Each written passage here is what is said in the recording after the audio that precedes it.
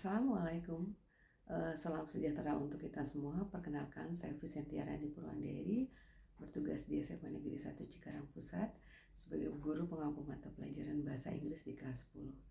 Pada kesempatan ini, saya akan memaparkan mengenai materi Procedure Text di kelas 10 pada kurikulum Merdeka.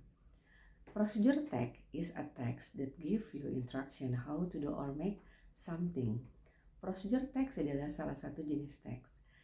Procedure text adalah teks yang memberitahukan sesuatu atau bagaimana membuat sesuatu atau mengoperasikan sesuatu. The purpose of the text or social function of procedure text is to explain the readers or listeners about how to make or do something with the sequences of action step.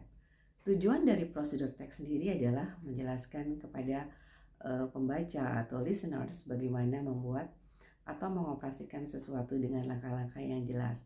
Misalnya how to make something like food, beverage, atau how to operate computer.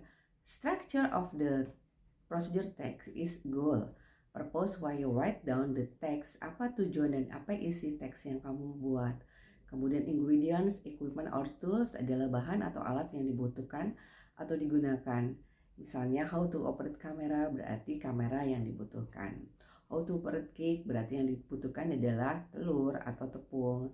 Oke, step atau chronological orders, urutan step pertama sampai terakhir.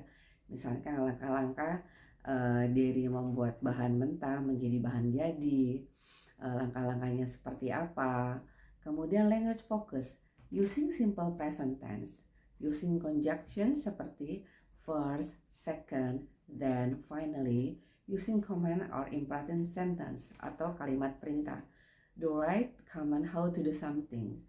Dalam imperative sentence kita membutuhkan using action verb like cut, stir, fry.